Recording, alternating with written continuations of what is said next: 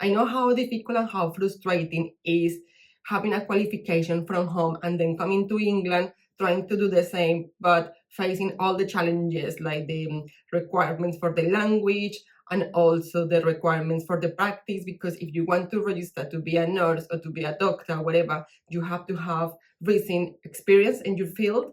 And obviously when we come here, we don't have that, we kind of lose that. So I know how frustrating it is, and I know how frustrating it is as adults, because like you feel like you have to be born again in a different country, different language, different culture, and you feel like, I'm not gonna do this again, I don't want to study. I was there, I promised you, in 2017 when I was trying to register my qualification, my nursing qualification. I found that really frustrating, and I was like, I'm not gonna do it, I'm gonna change my career. And then here I am, 2025, trying to do the nursing associate apprenticeship, because I understood how amazing it is to do an apprenticeship. I did that back home in about 20 years ago, and I'm doing it now because it's really good, especially if you are a mom. If you are a mom, right, you kind of don't have time to do other things, but also if you want to be a present mom, you want to be at home with your kids, and I know it's difficult to juggle all that stuff, but it's possible if you kind of get organized and do the apprenticeship, because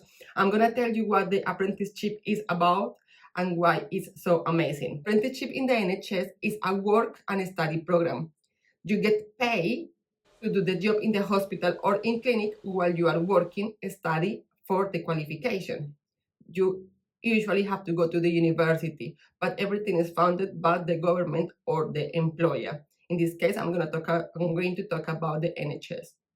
So apprenticeships are ideal for people who have lived in the UK for more than 3 years, have a legal right to work, speak basic or intermediate English. You don't have to have the OET exam or the IELTS exam.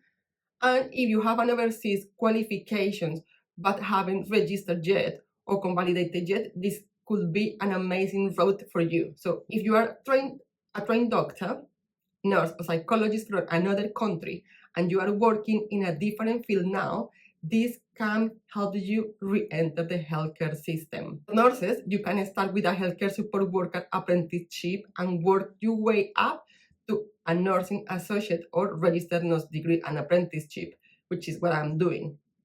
For psychologists, you can start with roles like mental health support worker or assistant psychologist, and look for psychological well-being practitioner apprenticeships, and these roles are stepping stones that can later support you HCPC registration.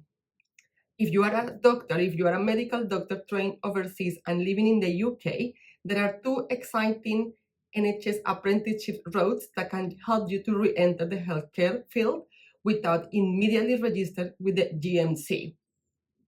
One of them is called Physician Associate Apprenticeship, and the other one is called Medical Doctor Degree Apprenticeship. I'm going to leave the links in the descriptions down there so you can go to their website and understand what you need to do to join them.